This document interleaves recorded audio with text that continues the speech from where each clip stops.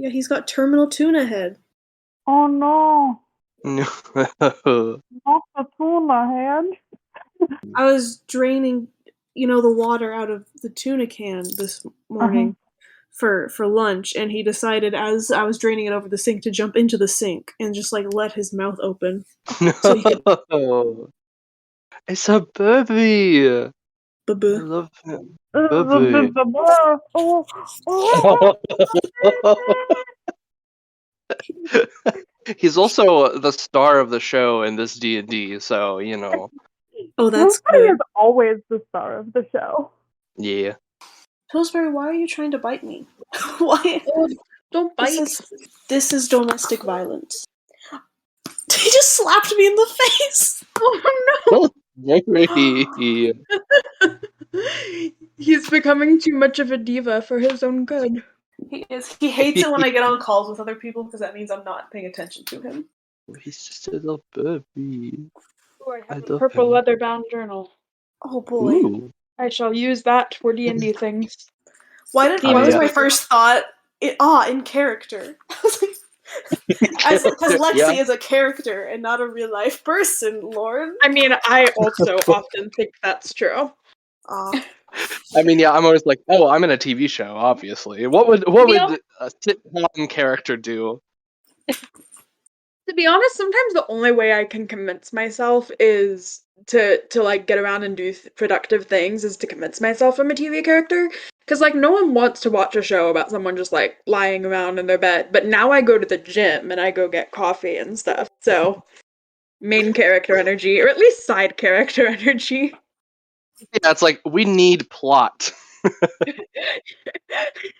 You're the character, but also the producer, and you're like, okay, we got to do something here. We are the showrunners of our own destinies. Lucasy D&D. Look at the D&D. I'm not gonna lie to you. I remember so little from that first session. Oh yeah, don't worry. I have a little prologue explanation thing. I mean, it's just like 2 paragraphs, but yeah. That's good. Okay. I shall start the prologue. Lauren, are you I'm ready? listening to the theme song. Oh, okay. Did Yeah, you make this in GarageBand? No, I did it on Noteflight. Wait, okay, I'm listening to it too. I just have to pull out my phone. Oh, okay. Wait, oh yeah, I can play it, and then I'll have the theme song in the recording too. Oh, okay. So okay, if you guys are quiet for, I'll tell you when to speak again, and so it'll just record that. Mhm. Okay, I'm gonna start now.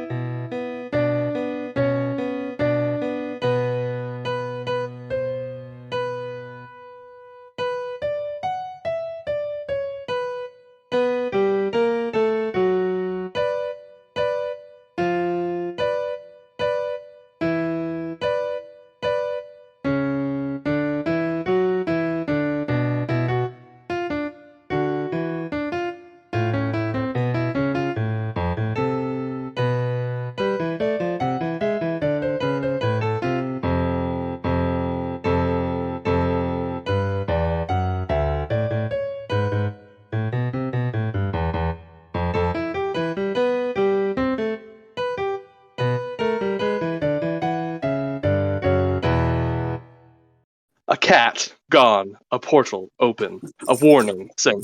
When Pillsbury disappeared, the only thing that mattered was, where were the meows coming from? They weren't outside, they weren't at the apartment, They were on the roof. Lexi and Lauren find themselves in an unknown place, confused and separated, with a mysterious message from Dreamsbury to boot. And that's what you missed on Blah. Everything changed when the Pillsbury Nation attacked. And then that's where we ended last time. So now we begin. We'll start with Lexi. Lexi, you fall through the portal, and eventually you and Lauren both get separated. It's a whirling purple void of sparkliness and eventually you come towards the end of the long tube of a portal, and it becomes black for a second, and then suddenly light, and you're in the middle of the air, and you start falling down. And after 2 seconds of free falling, you hit the ground, but it's not hard like you thought it would be. It's all mushy and it has a little bit of give. Is it does it feel like a waterbed? I mean, I don't know what a waterbed feels like, but probably, yeah. Just like a container full of liquid that's just sort of like. So I assume that you closed your eyes as you were falling to your possible death. So would you like to open your eyes and look around? Sure. Okay. So you open your eyes and you look around.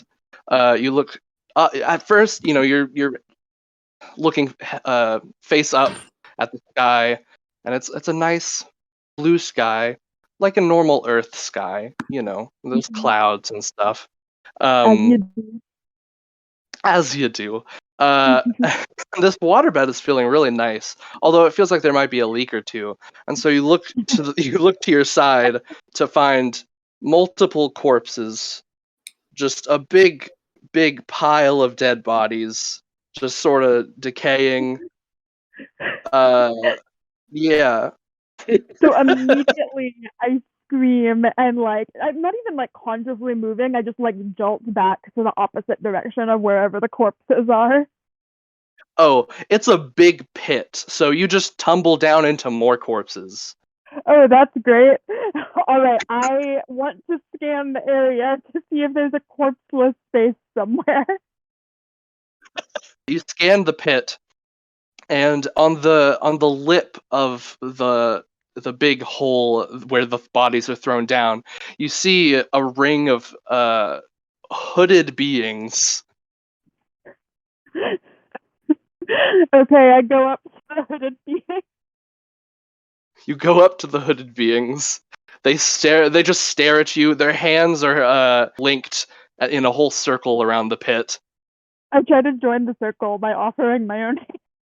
They start to chant. Oh, I wasn't taught to chant. Can anyone give me a transcript or something? You all you hear is just Latin chanting. I didn't take this in college, guys. Cantus bonum est ad animam. Wait, you said I have my phone with me? Yeah. Okay. I'm gonna try to call Lucas. The Lucas of the game, not the Lucas that is you. Oh, yeah.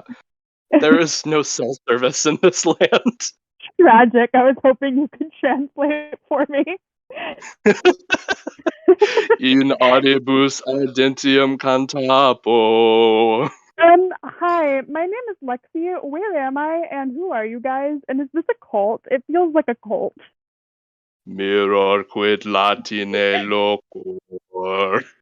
That's great. All right, I don't know. I guess I'll explore the dead bodies now. Just as you start rummaging through the dead corpses of beings, you feel a sort of lifting, and you look down, and your feet are rising above the pit, and there's a magical aura surrounding you. I did not know I could fly. That's pretty sexy of me. Can I try to touch the aura? I mean, yeah, but it's just surrounded. So whenever you move, it sort of moves with you, but it has a a second delay, so it sort of looks like it's just waving around. It's just the sparkles. What color is? Oh, mainly mainly there's some red sparkles. Huh. Hello, red dots. I'm like trying to talk to them. I think they might be sentient. Oh yeah. As you speak, the red dots sort of swirl around your lip. Interesting. You start Okay. to you start to move in a direction away from the pit, still hovering. Do you want to Wait, look around? yeah, sure. Let's look around. So since you're hovering above and like up in the air, then you can sort of see above some trees, and there's a large tower in the distance that you are suddenly going towards. The entire circle of these cultists are still holding hands, and they have to move together to move you in the center. So they have to like go down into the pit and then climb back up into the pit, like off of the pit, still holding hands. Wait, can I address them again? Yeah.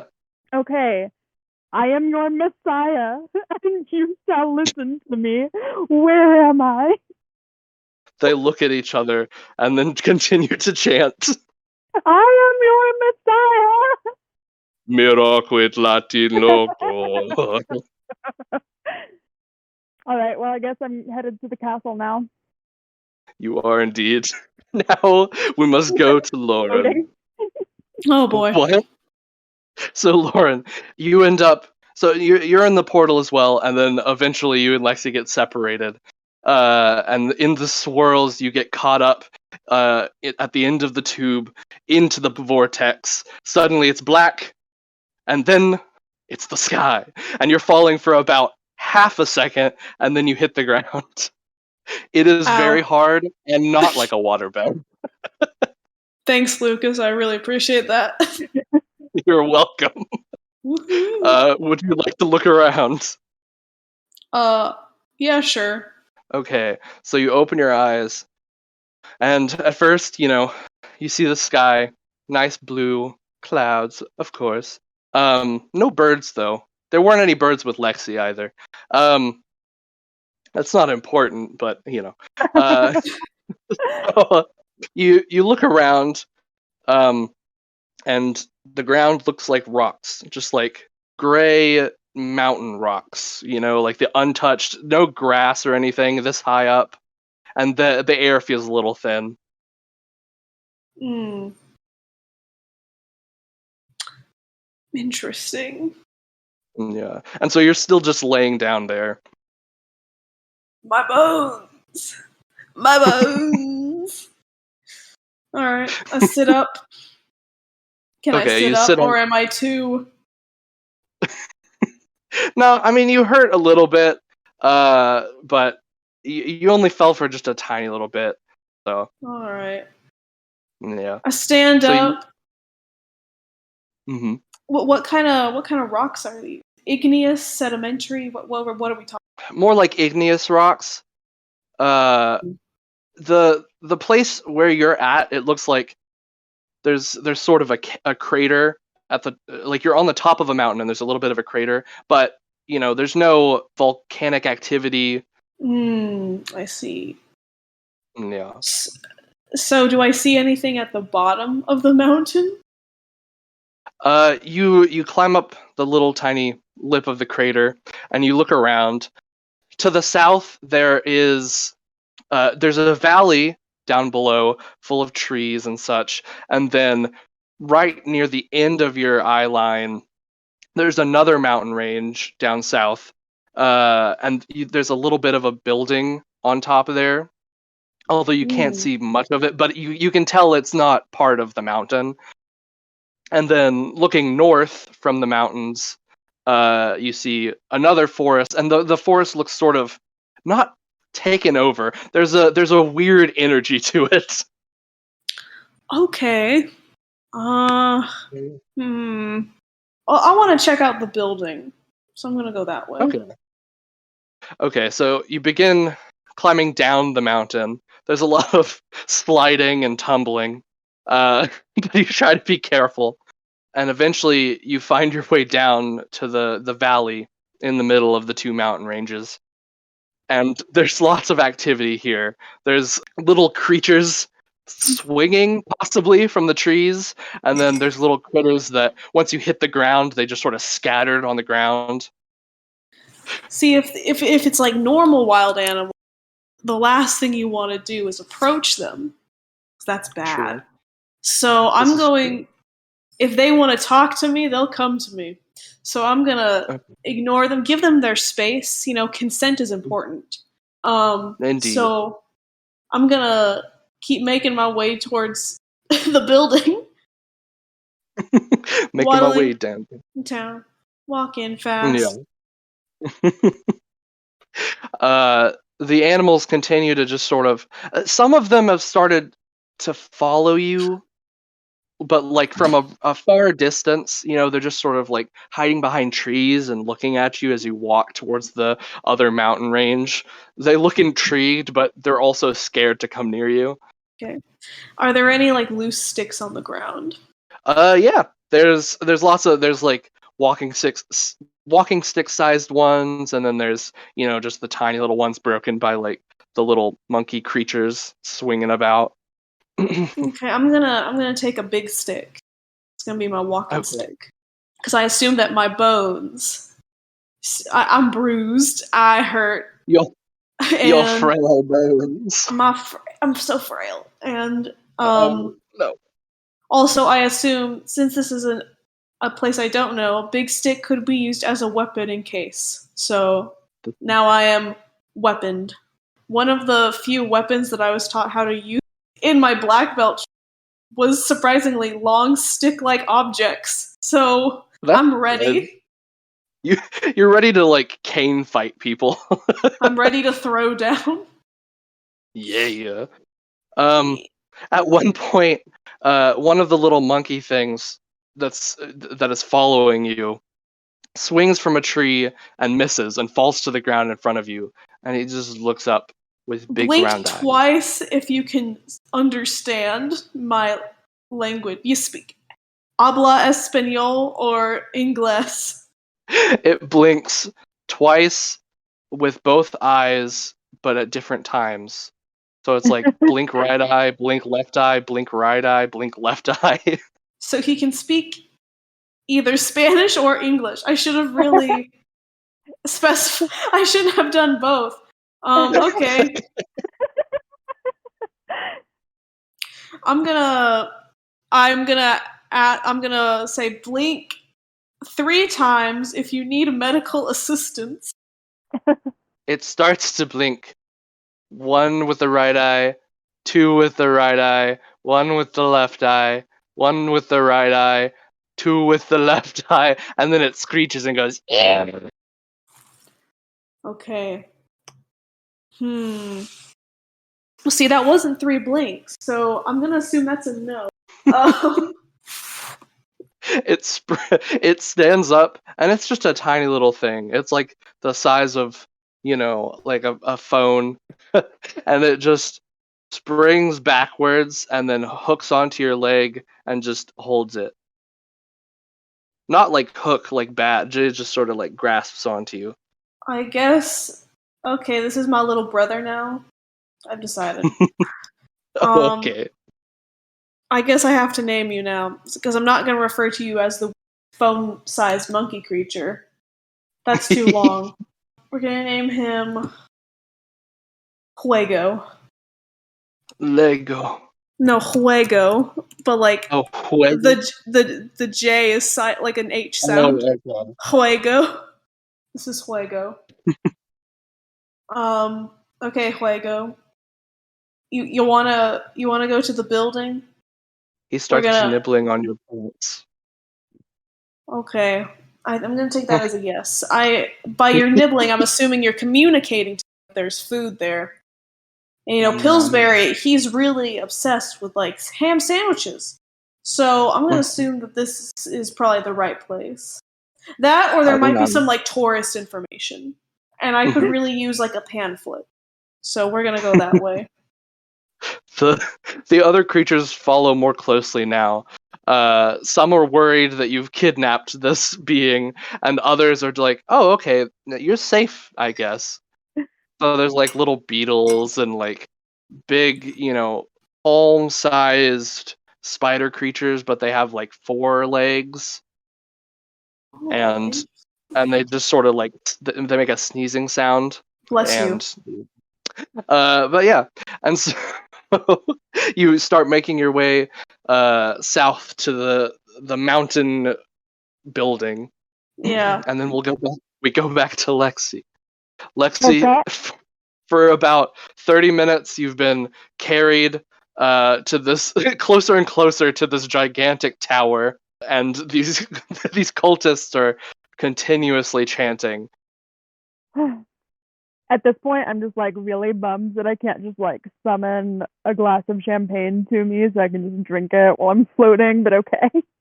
The red dots appease you, and they begin to form a nice little stemmed wine glass, and then some of the red dots pour into it, creating a nice white wine.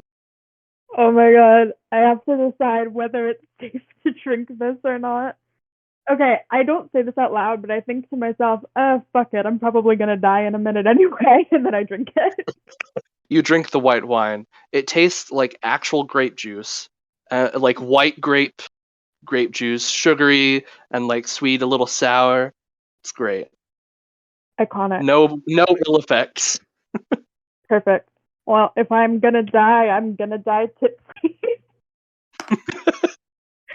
They keep every time that you drink, they refill it a little bit. Amazing.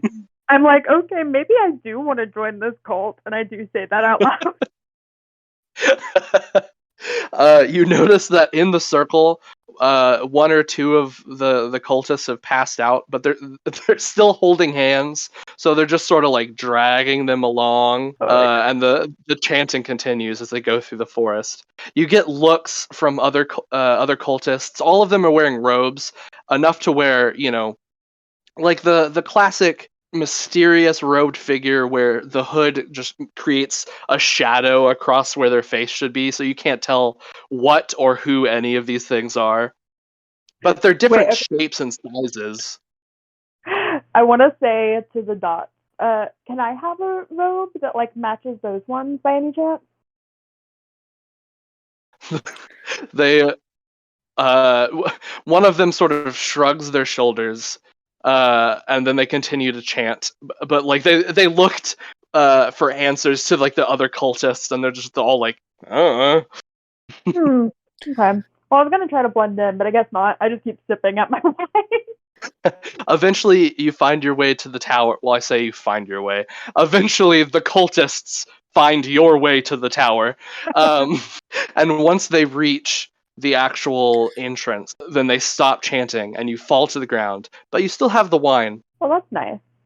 I sip it and I'm like, well, I'm about to be human sacrificed. Some of them look at each other and then they start doing little whispers and like, and they start pushing you towards the entrance of this humongous red and black tower.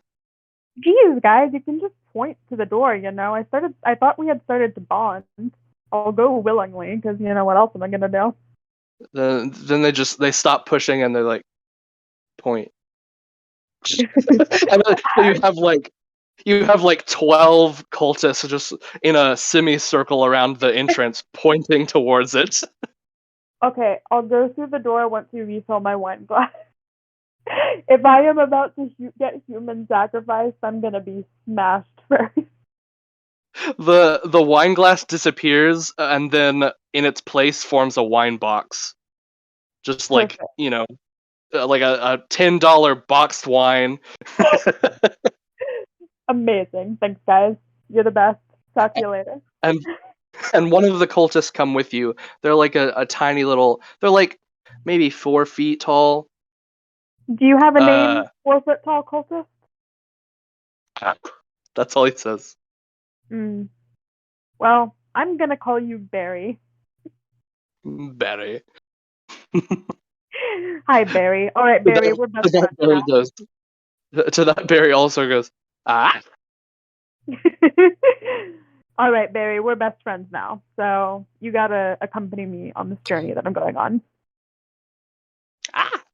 And so Barry sort of takes you by the hand and not like pulls you, but just sort of like is, guiding you towards the entrance. And so as you walk down this sort of bridge to the tower, there's a dark blue sort of greenish river running underneath it. And then there's lots of spikes coming off of the bridge with like heads on pikes.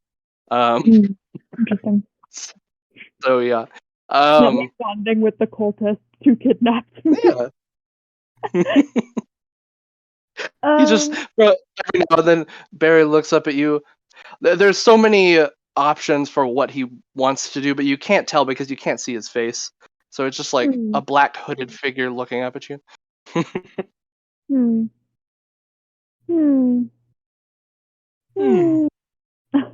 All right, Barry. I guess let's go check out those heads on pipes.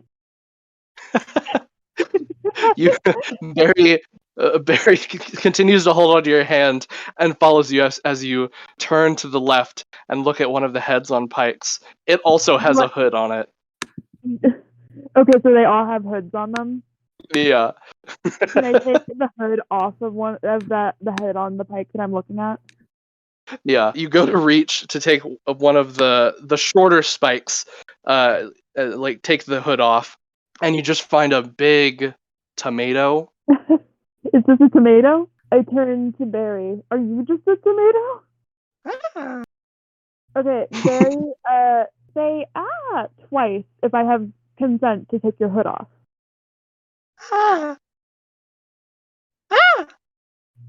Okay, so that was twice, so that's yes. So I'm gonna take your hood off. You take Barry's head off, but there is a mask covering his face.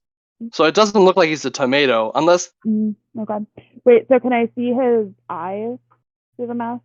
Yeah. So through the little pupil holes in the mask, you can see dark brown eyes. And they look normal. Wait, Barry, say twice if I have your consent to take the mask off. He screeches twice, so you take off the mask, okay. And he just has a little minotaur face. Like, it's all furry, and he has like the little tiny horns poking out from his head. And he just looks up at you with these big brown eyes. Okay, Barry, thank you for showing me your face. Do you like your mask, or do you want to not have a mask on? What would you prefer? Say once if you want your mask back on. I like my mask. Wait, does Barry say that? Yeah. Oh, you can talk? Yeah. Oh, hi. Okay, here's your mask back, and I hand it to him. Thank you. Yeah, they just don't like us to talk. We're supposed to just do magic stuff, so they make us chant. Oh, that's mean. Do you know where I am though? Yeah, you're in Thrumis. You're in Shroom City, more specifically, the capital of Thrumis. Oh, how did I get here? I don't know. You just sort of fell from the sky. Well, I do remember that. Okay. Oh, you said magic also? There's magic here? Yeah. Although we use a different kind of magic, but it's like the same magic. I don't know. They haven't really explained it to me yet. I'm still just an apprentice. Wait, so they expect you to do magic for them, but you're not allowed to talk? I mean, it's not that I'm not allowed to talk. It's just no one's allowed to talk, really. Because if you use other words, then it might mess up the chance. Barry, and so you just make little... Well, I mean, my parents brought me here, and they were like, it's a great opportunity. Wait, Barry, who's your boss? Oh, I'm taking you to see him. Oh, okay, yeah, let's go to see him. Also, don't feel like you can't put your mask, you can have your mask on if you want. Either way, it's fine. I wanted to see if I recognized you, because, you weren't talking, and so I couldn't figure out if I, maybe knew you or not, but yeah. Oh, yeah. I'll go back to screeching when we're up there, because I don't want them to, throw me in the dungeon. But yeah, you're good. Eat the bitch, right? I'll put my mask back on. Yeah, he puts his mask back on, he puts his hood back over, and immediately when he puts his hood on, then a black shade just goes down, covering his entire face. It seems to be more of a magical thing than like an actual shadow. Gotcha. Me trying to radicalize this Minotaur. Yeah. So he just he grabs your hand again and he takes you towards the to the entrance. Oh yeah, and you still have the hood in your hand now, so you can like keep that, I guess. Okay, I have the hood in my inventory now. Yes. As you go towards the entrance, there are two more cultists, and they open. Like there's one on either side of the big double doors, and they open the gates. And on the inside, you just see a big swirling staircase that goes up in the tower. Alright, I go through the door, but not before saying thank you to each of the people, or each of the cultists who open the door, and I shout, "Unpaid labor is unjust labor!" They nod their head when you say thank you, and then when you start talking about unpaid labor, they try to immediately stop nodding their heads. They don't want to look like they're agreeing to this. Alright, I open the door, and I get to go up the stairs. Okay, then now we'll go back to Lauren. Alright. So at this point, it's been like 4 hours or so since you first crashed into the mountain and such. So you're walking through the forests, and you've amassed a very big group of animals behind you. But specifically, Huego is just still clinging to your leg, and nibbling on your jeans. One of the he seems to be sort of biting a strip of it, and then just like unfurling it down, Oh. like if you were just like ripping a strip of paper off of a sheet, you know? Mm-hmm. Yeah, He's an artist. he It's is. abstract. You start making your way to the mountains. There are some paths, possibly, but they look covered in leaves and gunk and stuff like that. Although, in the middle of the journey between the two mountain ranges, you find a big area where it looks like there's no patch of trees. Mm-hmm. Would you like to check it out? Yeah, I'll check it out. Okay, you go that way, and as you come to the clearing, there seems to be another crater there, just like the one that was in your mountains. My mountain. And in your mountain. And there's lots of bodies scattered around there now. It's not like a body pit, but like there was a battle here. Like there's weapons and like dead cultist bodies. I like look down at Huego and I'm like, just so you know, I'm usually not this morally corrupt. And then I proceed to walk down the mountain and try to find the coolest weapon that there is down there. You go down, and Huego just sort of looks at you and goes, and then goes back to biting. Sort of, he nodded as if he understands. There are, I mean, there's all sorts of weapons. Because most of them are cultists, there's lots of daggers and like, you know, the swirly ones, like the Rumpelstiltskin and Once Upon a Time dagger, like it's crazy. And there's like spears and polearms and maces and swords. Is there a morning star? There is a morning star. I take that one. That's my weapon of choice. I see. You take the morning star. There's also, you know, the cultists don't have any armor on. They just have their hoods and the robes. But there's some like militia-looking creatures. You know, some of them are minotaurs. Some of them are like grayish green troll-looking things, and like there's just a lot of them. And some of them have like. By the body count, could I piece together who won this battle?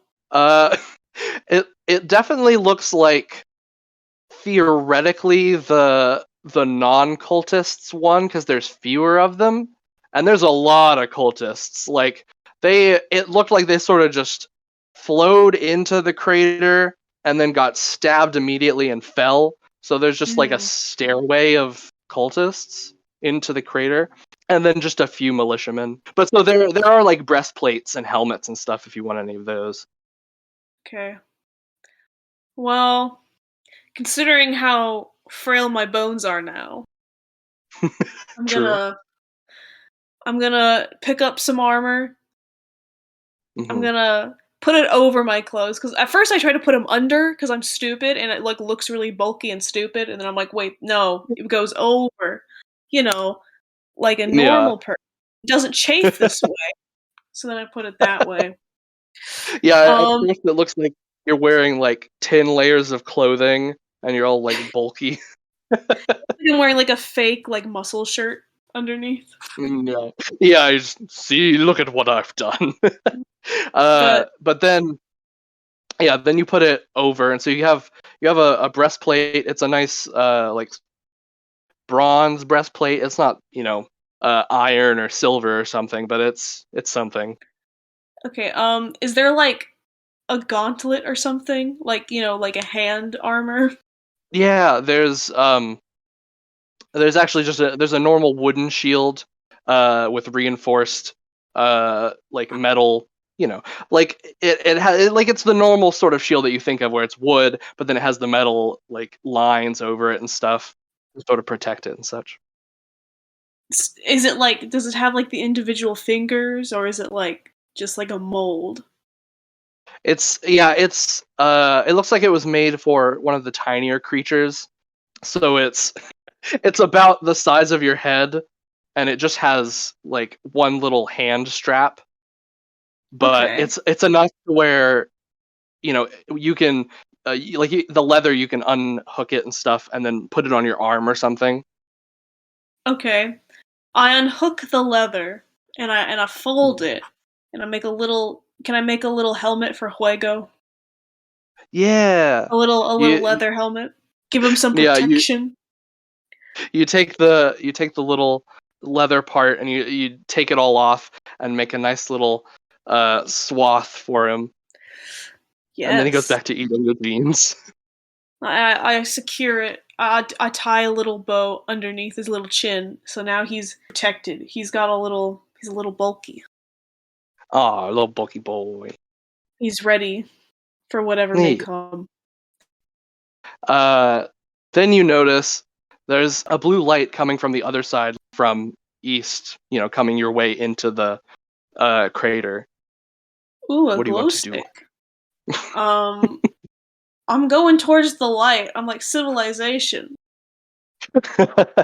Well, no, it's like floating and like coming Oh, closer oh, to it's like a you. wisp, like the Scottish Yeah. lore. It's like, Ah, okay. yeah. I walk up to it. I'm like, I'm sorry, I don't really have a Scottish accent. Um, Hi. It passes right through you and goes towards the crater. Oh, that was rude. And Huego looks a little scared, like he's a little quivering on your leg, and his eyes are like. Juego, do you know this thing? He points back at the crater, trying to get you to look around. Okay, I look around. You look behind you back to where the crater was, and the wisp travels down into the pit and then chooses one of the militia looking creatures. This one's one of those blue green troll looking things. And it goes through the nostrils and the mouth of the body, and eventually uh, another darker blue mist, like more particleized, it has like the little dots and such, travel up and down around the body until it rises up and then it looks up at you. Oh, that was pretty cool. That was a neat trick. Don't know why you did that. The lesson of the book Frankenstein was not to reanimate the dead. I don't know if you've ever read it. It's a pretty good book. Um, well, I'm gonna go now. I kind of derailed my whole mission of getting to a building. I mean, I got some cool stuff out of it. I don't know why I'm telling you this or saying all this out loud. He starts coming closer to you, and other mists travel from behind you and start going to the other bodies. Excuse me. I wasn't done talking. Okay, I'm gonna leave now. If that's cool. Uh, ah. And you start to hear footsteps coming from the other direction, the direction that you came from, but it's really far away. So the rest of the animals didn't follow me, I'm assuming. They just stopped No, they're once I got. gone. They're gone now. Yeah. Oh, dang it, my Noah powers. Shoot. I'm like, well, I'm not really equipped to fight anyone, and I don't really want to. I try to be peaceful. If I put this stuff back, will you leave me alone? Is that what this is? Is this Egypt? I desecrated a sacred tomb or something. The footsteps get closer, and you start to see silhouettes coming from the side that you're facing, and the blue wispy militiamen just sort of look to each other and then look at you and go, "Ugh." Gosh. Okay, I just need to stop talking and walking away. I'm gonna take 2 steps back and see if that does anything. You take 2 steps back, and then they take 2 steps forward. Okay. I take 10 steps back. You take 10 steps back, and they speed up the steps that they're taking.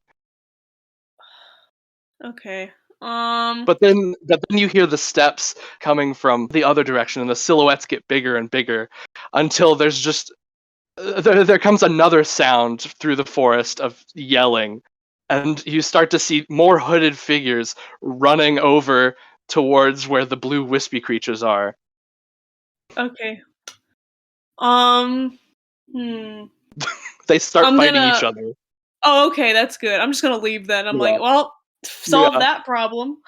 They were still looking at you for a little bit, but then some of them got hit. So they turn around and they're like, "Ugh," and they pick up some weapons and just start slashing at the cultists.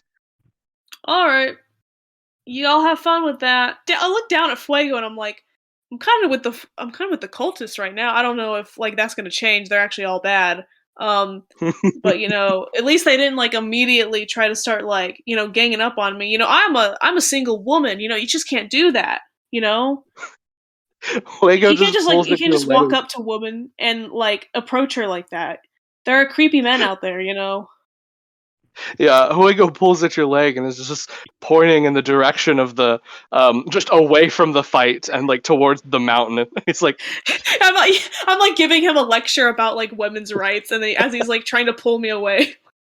he's like, Let we me tell gotta you, go. let me tell you, Fuego, all about how to stay safe at night.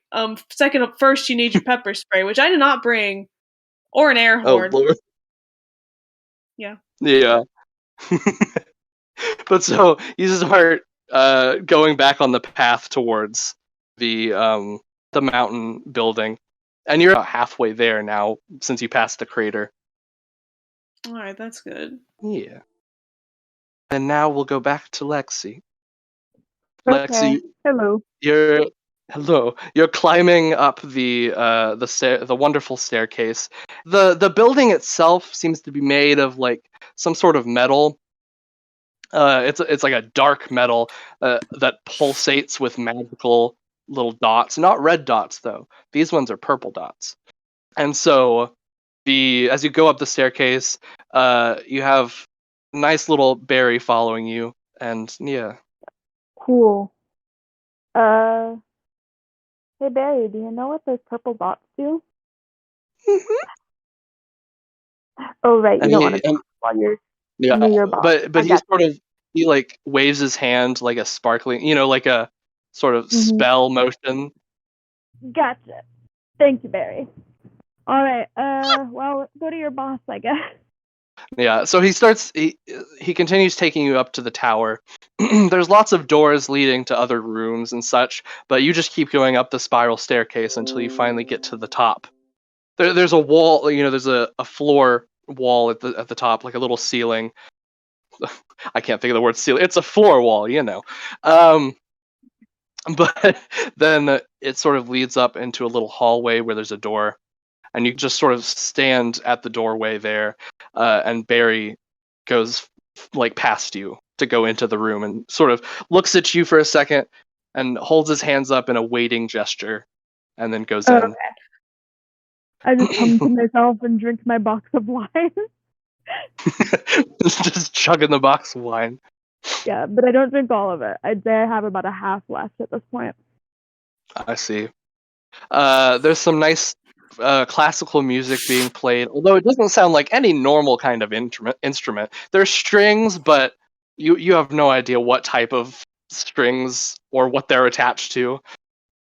And there's some smells that waft up to your nose, like different kinds of meat and like a floral smell and stuff like that. Mm-hmm. And eventually, Barry comes back up to you, and he leads you into this massive circular room at the head of the tower. There's windows, long stained glass sort of windows going up and down all across the room. And in the middle of it, there's a big triangular table. And at the point that's facing away from the door, there's a person sitting there with a cultist robe. You can't see their face either. Gotcha. But then there's you look off to the side, and there's a nice little stage where 3 or 4 cultists are in various stages of sitting and standing, and one of them has like a bone flute, another has a whole tree, but hollowed out, and then there's some tendons just strung across it. So it's like a cello, but made of like muscle tendons and tree. A hell cello. A hello. And they're playing wonderful music, although it is a little creepy knowing where they're coming from. And it's just like and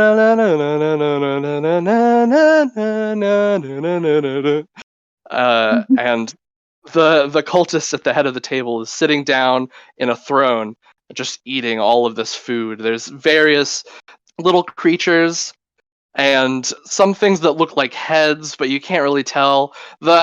You can tell that someone set it up to be tasty, but also look grotesque at the same time for the purpose of scaring guests. And some of them are newly made. Interesting. Okay, I want to walk up to the person in the robe, in the hood. You walk up to the person. You're at the other side of the triangle, so the flat bottom edge. And you stare at them, and they continue to eat without acknowledging you. Hi, my name is Lexi. They hold up a finger in like a waiting gesture, just like 1 second. And Barry tugs at your shirt and then waves goodbye and starts to leave. Oh, wait, Barry, do you want my phone number in case you ever want to hang out? Barry just looks up at you and goes, "Ah." Alright, well, I guess I'll see you when I see you, Barry. He waves bye again and leaves. Meanwhile, the cultist at the head of the table, sitting on the throne, uses one of his hands and extends it to the left of him where the music is, and closes his hand, and the music stops. And he puts down his fork and knife and looks up at you and pulls down his hood. There is no mask there, so you immediately see their face. They have no face. It's just like a nice little red void there. Like it has the red sparkles, but yeah. Gotcha. Wait, so do they have a head with no face? Or does not have a head? Oh, they have no head. Yeah. Oh, okay. So it's all red sparkles, like in the place of a head. Yeah. You hear a voice inside of your head. Hello. Hi. How are you? I'm good, all things considered. Now, tell me, why are you here? I mean, that's kind of what I was gonna ask you, dude. We haven't had one of your kind here in a while. But the first question I should ask is, do you know Robin? The Robin? great...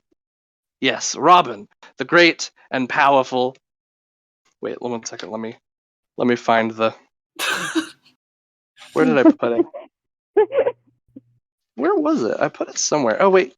Is it here? No, it's not there. Is it here? No, it's not there. Oh, here it is. Robin, God amongst kings and marvel amongst men, light in the darkness, and final word above all others. Yeah, I do. Yeah, I know that guy. Yeah. Wait, is he talking about Robin like in real life, the Robin that we know? I mean, yeah, it is that Robin, but also not that Robin at the same time. So yeah, your answer's good. Okay. Then yes, I do know that dude or person. Yeah. Lately, do you know, like, for example, do you know where he's been for the past few years? And just so you know that, just so you know, in this universe, a few of your friends haven't been with you for a while. Elliot, Robin, and there's also Tilly and other Lucas, although we also just don't know where they are in real life as well. So mostly Elliot and Robin. Got it. No, I kind of have lost tabs with, Robin. We just haven't kept up recently. Don't really know where they are. Interesting. So you come from the place, the origin of the humans. You come from the pre-city, the magical place where all humans are born from a void and then just sort of come here. You mean Earth? I don't know about Earth. That sounds like a weird word. It does. This is a magical place. There's just like flesh everywhere, and like metal and brick, and a void, and then you all come from the soup of the planet, and then you exist, and then all of you talk to each other, and then you go to sleep, and then you come here. I don't know, man. That sounds like Earth. Interesting. He writes some things down. So anyway, do you know why I'm here? Because I don't know why I don't know where here is, so I definitely don't know why I'm here. I don't know. It's been a while, and by the way, all of this is still going on in your head. Like, he's not speaking. It's all just I know. telepathic. I'm speaking out loud, though. Yeah. To be clear, I am speaking out loud. I know I could just speak in my head. I choose to actually speak out loud. That's good. Well, I don't know. I wasn't really around when Robin and the others first appeared, and I've sort of taken the place here while we're waiting, and people are getting antsy, and they want to know where he is, so I was just wondering. But if you don't know, then I don't know. Well, why are they waiting for them? Well, Robin is our king. Robin, God amongst kings, marvel amongst men, light in the darkness, and final word above all others. He is our ruler. He created who we are now. He created our group. He created our island, and we await him for further rules. By any chance, is the name of the place that I am in right now GrandLand? Why, yes, of course. Has no one welcomed you yet? Welcome, my dear human, to GrandLand. And he raises his hands up. All right, yeah, I remember something about that. Well, since you don't know anything about Robin, God amongst kings and marvel amongst men, light in the darkness and final word above all others, then I suppose, well, usually we would kill people, but not humans. Humans are so rare.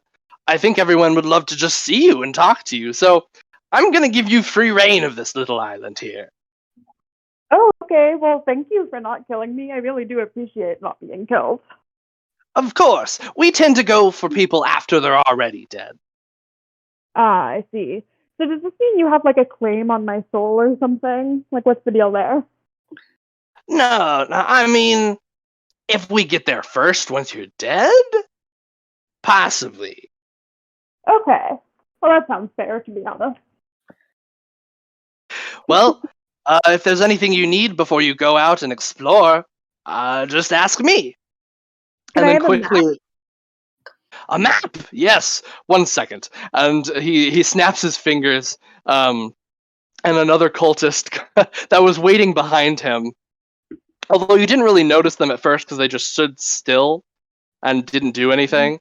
They come from out of the darkness and hurry up to the middle of the triangle where the ruler is at, and they give him a little scroll. Gotcha.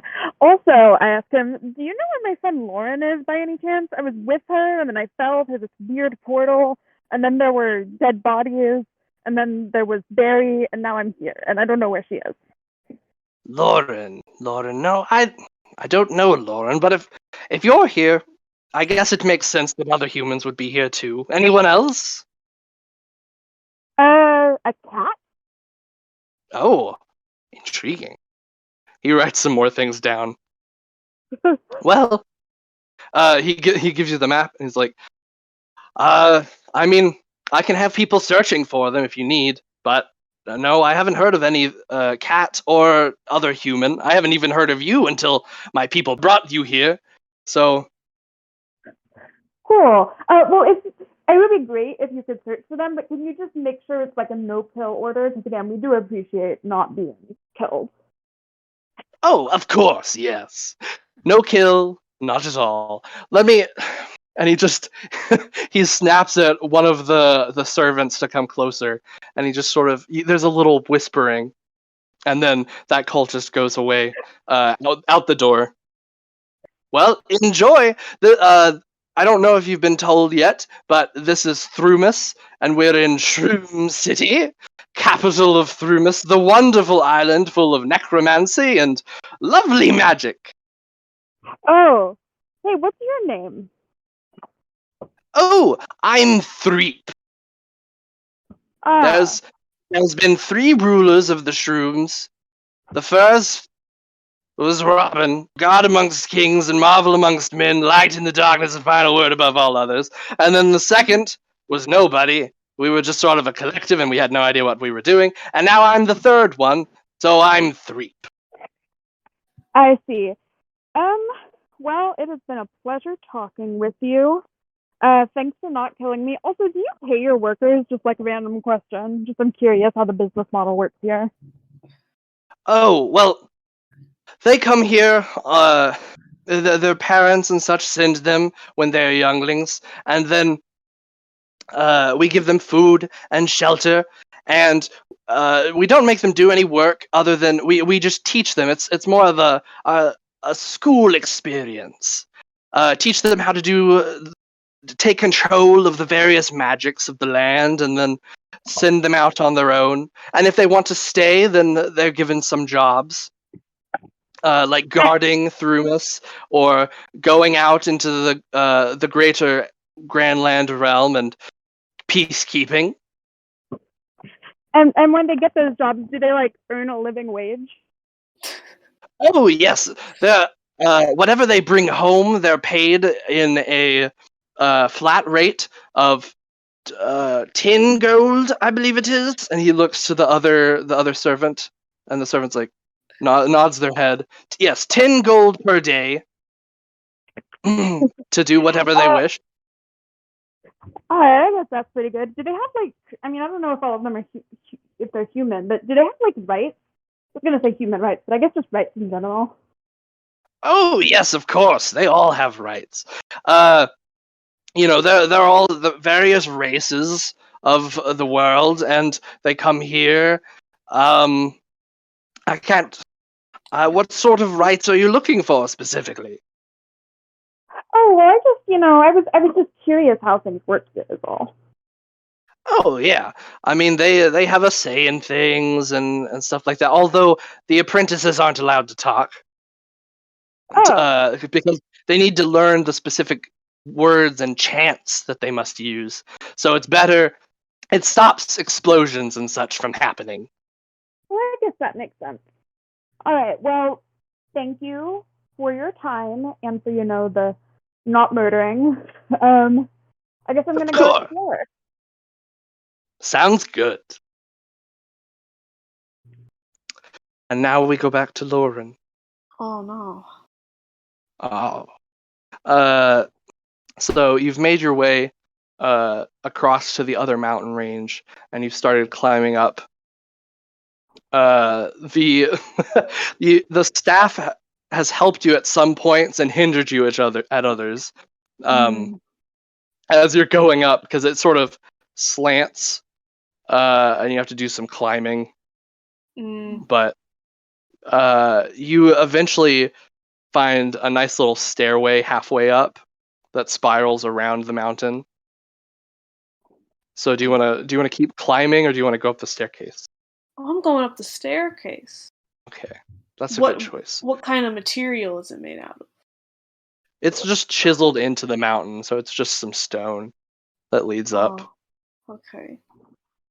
It goes from the trees at the bottom of the mountain. It's still some dirt and trees are attached and such, but as you get higher, there's less foliage, less anything. There's no life anymore. I mean, except for Huego, who's attached to your leg, still eating your genes.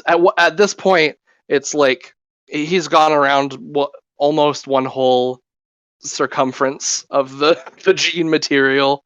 So he's doing some trimming, Ah, some tailoring of the genes.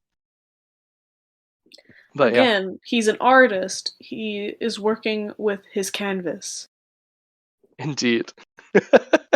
they're like long jorts, but at this point only one of them are trimmed. The other one is just still normal gene length.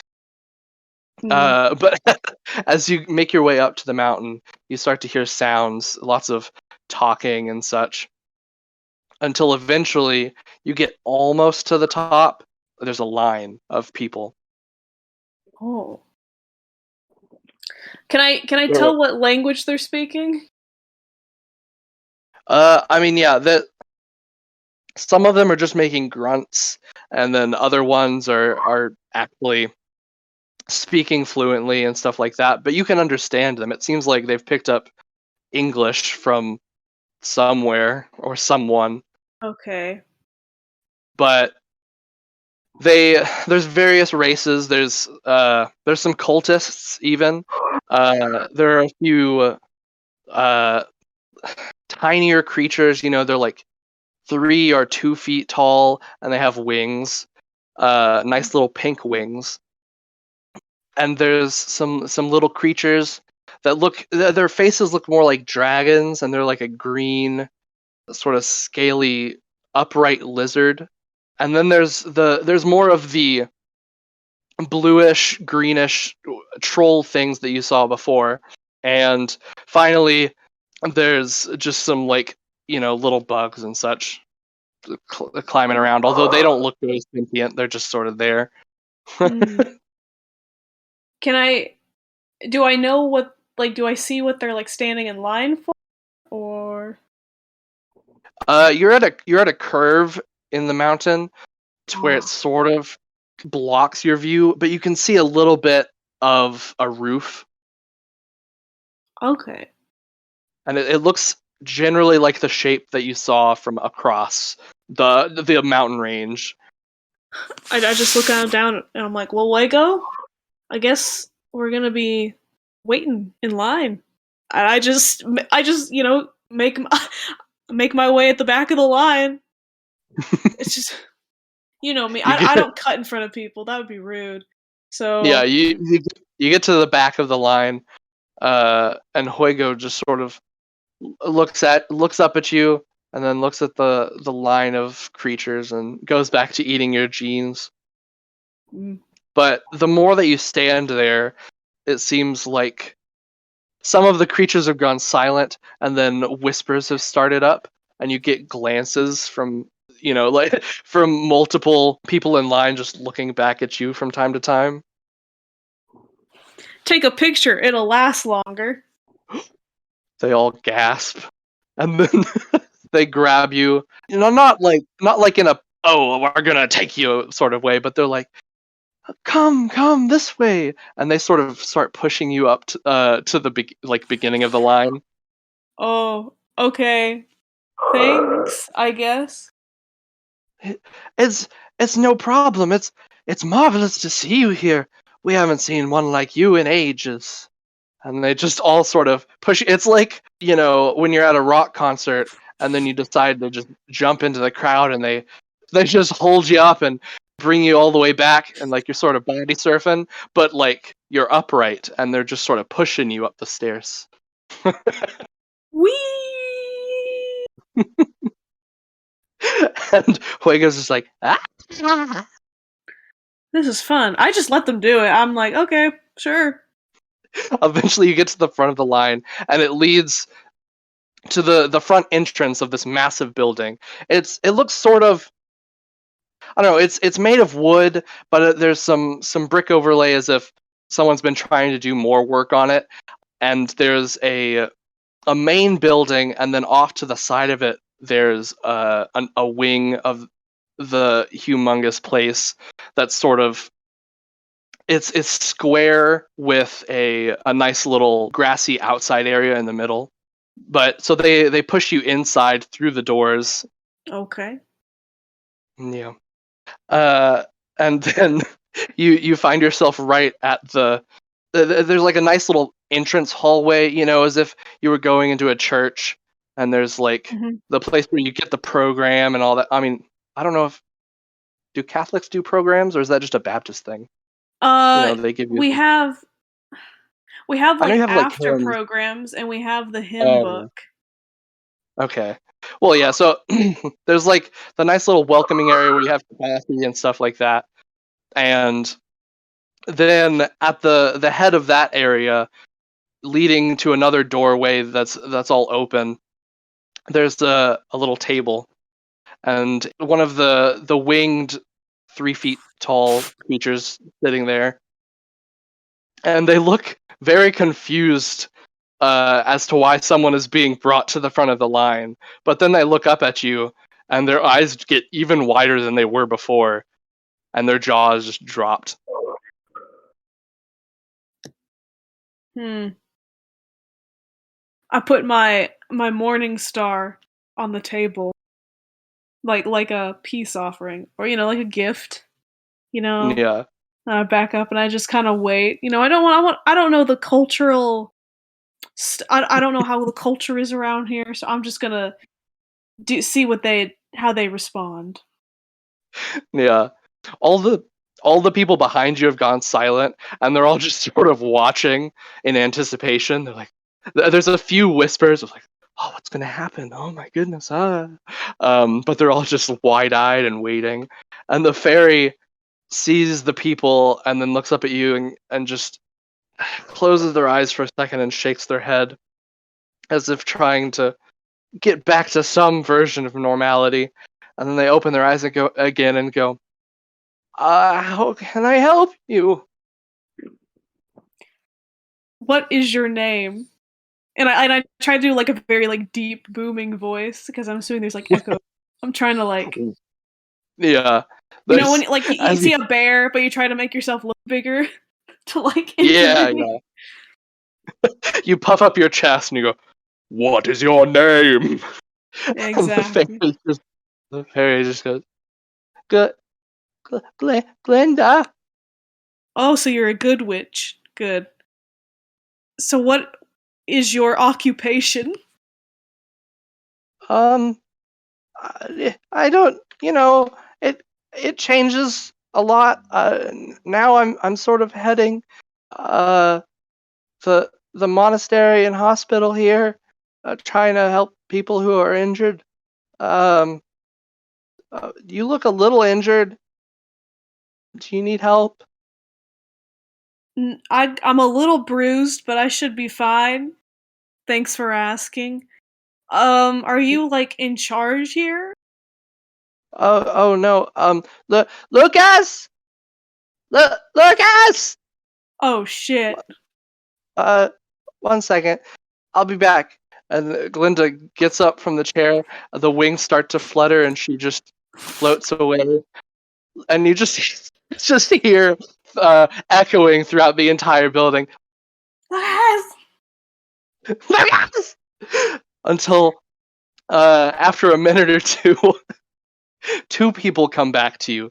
One floating, beautiful little fairy wings, and the other in a robe, but it's more of a brown, like burlap sort of monk robe. And they come up to you, and Glinda gestures towards the monk hooded man and goes, "This one." And the man just sort of stands there. You can see a shadow, like a silhouette of his face, and he pulls down the hood, and it's my face. This is Lucas' face. God damn it, I say. And he looks at you for just a second and goes, "Son of a bitch." Oh, you think you could get away from me that easily? I'm like a No, cockroach. I'm not your Lucas. I am a different Lucas. That's what they all say. How many Lucases have you met? So far, 5. Oh my god. I say this out Anyways, I'm completely lying, but I assume that this yeah, Lucas no, believes yeah. me. Oh, that's a lot. Mhm. Well, okay. I guess we need to talk. Belinda, keep taking the keep attend to the people, please. Of course, Lucas. And she sits back down at the table and is like, next. And Lucas just sort of gestures for you to follow him. He's like, come with me. Okay, I guess I'll have to go. He Have you met starts Fuego? walking you. Oh, This is Fuego. okay. I just wanted you to know that. Is he hungry? He looks hungry.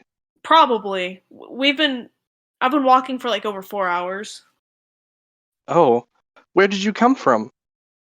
Where did you go? Where did you come from, Cotton Eye Joe? I came from the west. Oh, okay. And then I traveled Uh, eastward. So There were some bodies. That's how I got this cool Oh, armor.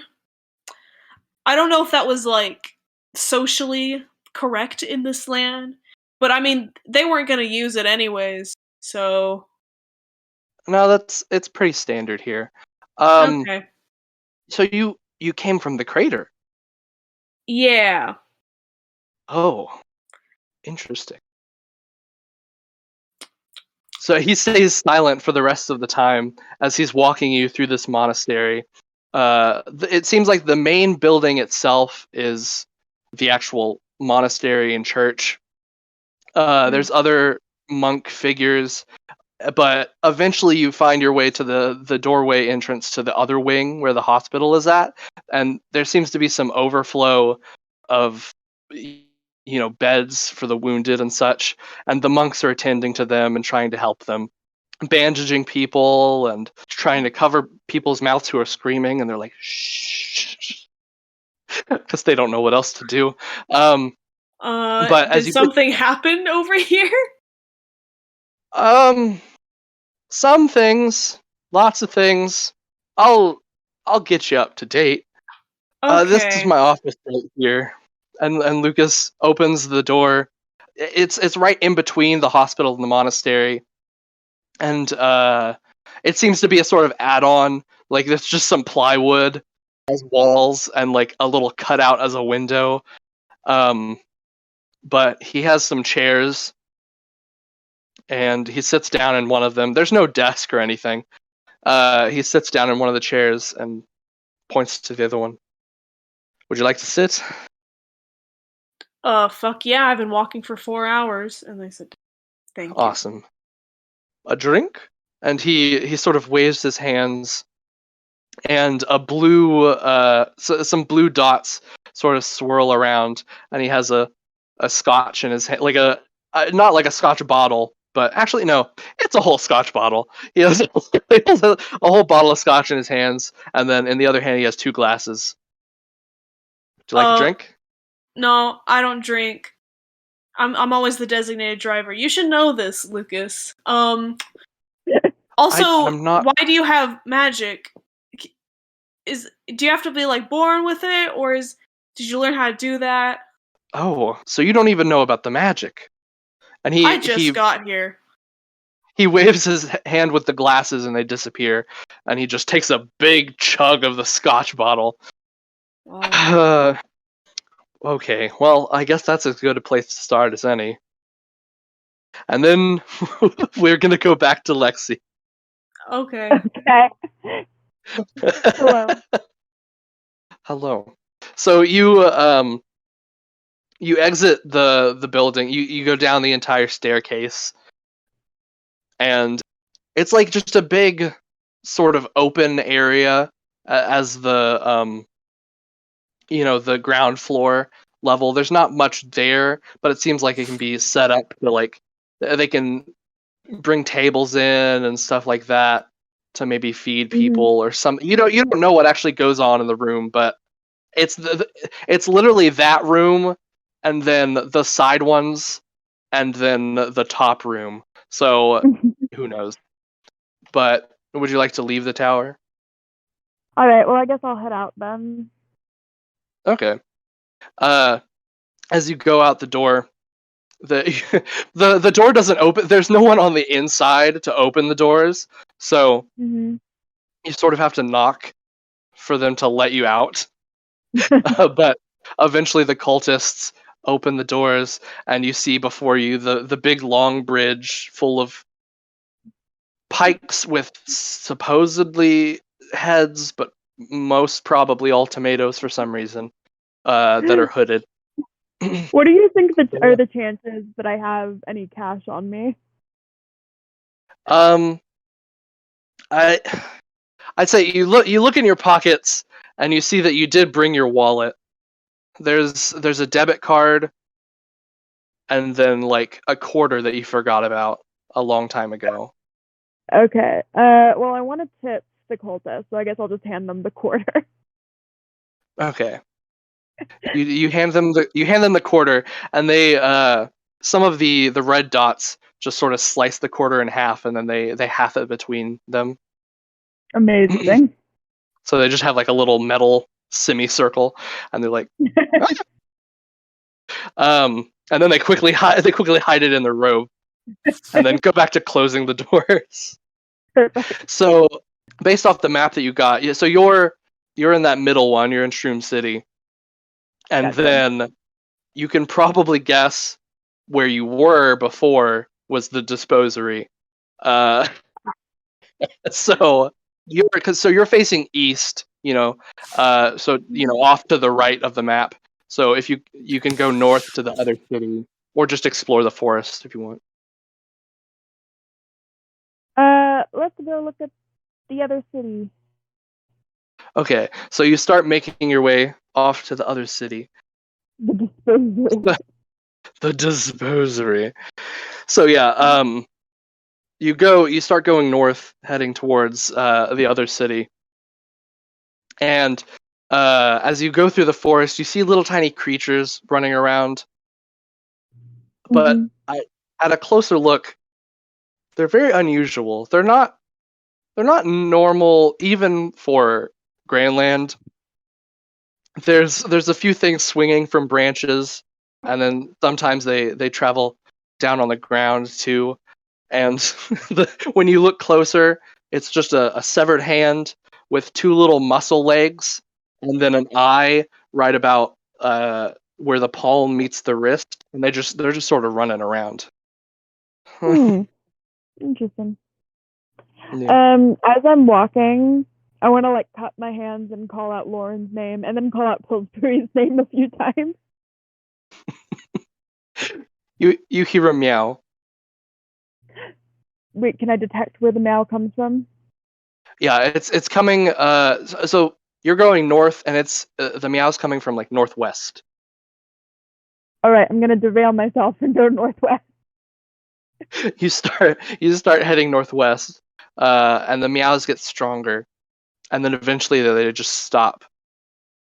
Pillsbury, Pillsbury, where are you? And I have half a box of wine. you hear a meow from behind you. I turn around. What you see before you is it's not Pillsbury. It's a black, fuzzy little creature, about like 1.5 feet tall, and it has sort of a cat face, but it's like smushed like a pug. And then it has its body. It has cat legs, but they're outstretched and sort of bending like spider legs. Mm-hmm. And it's just like it's just like a little spider cat thing, and it looks up at you and goes, Spider cat, spider cat. I bend down and kind of like extend my hands so that the spider cat can smell it and like detect if I'm a trustworthy humanoid or not. the spider cat comes up to you and sniffs your hand, and then it goes, and then it just runs away. Did it bite me? No, it just screamed. All right. Well, I'll guess I'll stop derailing myself and head back on the path to get to the other city now. Okay. So you start going back north, and eventually you find a nice little path to follow, and it looks well trodden. Lots of people have walked it, but eventually there are farms. There's little farmhouses. They're not painted red. They're more of like a dark brown, and it looks like a new coat of paint has been just now put on them. They're still barn shaped, and there seems to be lots of these people aren't wearing any hoods or anything, but they do each seem to have a belt around them, just like a leather belt, but it's painted purple. They're all working the fields. I approach them. They look scared, and they sort of they flap their wings and like hover away a little bit. Oh, I like lift up my hands in like an I come in peace motion. You lift up your hand, and then the spider cat from before just sort of crawls up onto the palm of your hand. I gesture to the spider cat as though to say, "See, you trust me." And the spider cat jumps from your hand onto the closest fairy and goes, "Ah!" I'm so confused.